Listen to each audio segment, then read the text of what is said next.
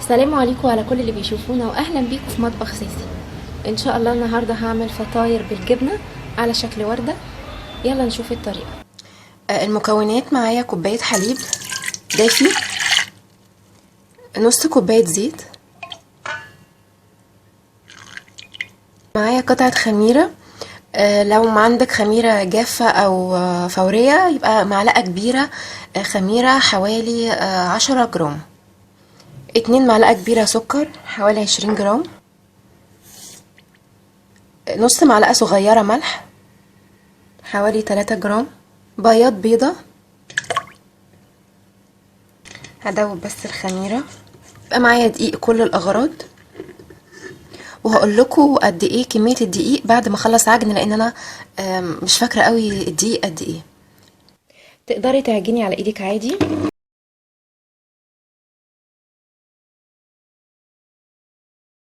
اخدت مني 3 كوبايات دقيق، يعني 375 جرام دقيق للناس اللي بتحب بالجرام.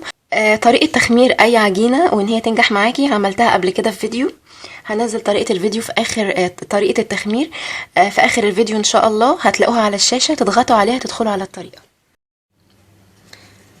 بعد ما العجينه اختمرت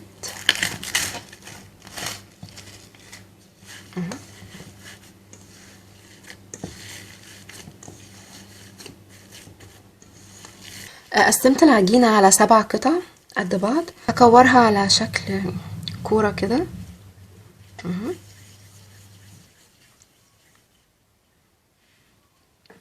هرش دقيق،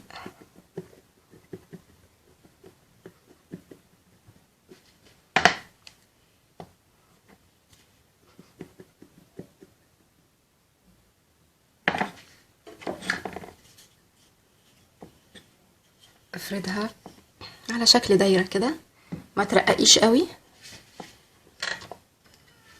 هاجي من الاطراف وافتح بالسكينة كده،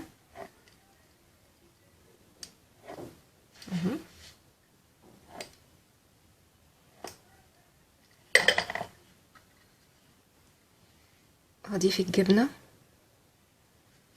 ممكن تحطي اي حشو تاني غير الجبنة، ممكن مثلا بطاطس مهروسة مثلا تسلقيها وتهرسيها وتحطيها هنا، ممكن مثلا لحمة مفرومة، اي حشو انتي تحبي.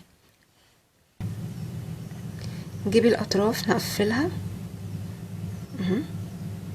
قفليها كويس وثبتيها في النص عشان ما تتفتحش. ادخلي.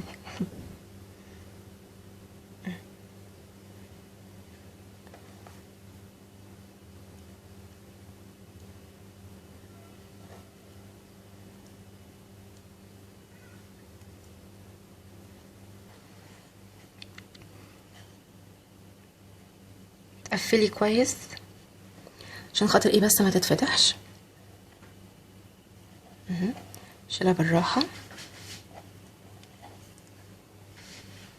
احطها في صينيه مدهونه زيت. معايا فلفل، اي لون للفلفل، اخضر اصفر زي ما تحبي. هون بس ايه،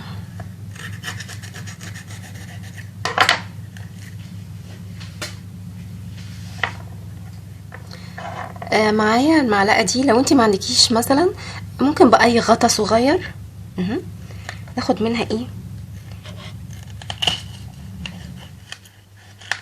دواير كده، ومفروض بيبقى فيه زي مقوار للحاجات دي، بس انا مش عندي فلقيت دي عندي فقلت استخدمها، ما طلعتش ليه.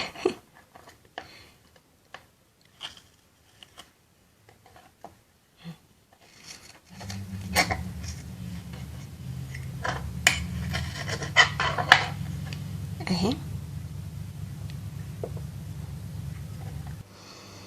هجيب الفلفل، على فكرة ممكن تعمليها برضو بالطماطم، الجلدة بتاعت الطماطم، شيلي بس اللي في النص ده اللي هو اللي جوه الطماطم اللي هي البذر واعمليها.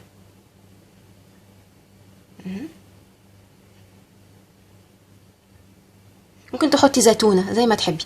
هسيبها في مكان دافي تخمر ويتضاعف حجمها. معايا صفار البيضة اللي انا اخدت البياض بتاعها. الفرن سخن على 180. طبعا هو دلوقتي العجينه اختمرت، الفطاير اختمرت بالبيض. والبيض ما بيبقاش والله فيه زفاره ولا اي حاجه، يعني في ناس بيتهيأ لها ان البيض فيه زفاره وهي بتدهنه. لو كده، لو انتي موسوسه حطي رشه فانيليا، مفيش اي مشكله، او رشه مثلا نسكافيه خفيفه ونقطتين خل. الخل ما بيعملش ريحه ولا طعم، حطي نقطتين بس ما تزوديش. بعد ما طلعت الفطاير من الفرن حطيتها في يعني في حلة وغطيتها عشان بس البخار يتكتم جواها. مش هعرف ادوق النهارده عشان انا صايمه، بس هي طريه اهي وحلوه قوي. تقدري تديها للاولاد في المدرسه بدل ما تعملي لهم بدل ما تعملي سندوتشات جبنه، دي يبقى شكلها احلى واطعم اكيد، والقيمه الغذائيه فيها عاليه. باذن الله في اخر الفيديو في 4 وصفات موجودين على الشاشه. اي وصفه تحبي يعني تحبي تشوفيها اضغطي عليها هتدخلك عليها ان شاء الله على طول، منهم طريقه تخمير المخبوزات. مستنيه تعليقاتكم واعجاباتكم على الفيديو ان شاء الله، وما تنسوش تعملوا لنا لايك وشير واشتراك في القناه. كانت معكم ساسي من مطبخ ساسي مصر. باي باي.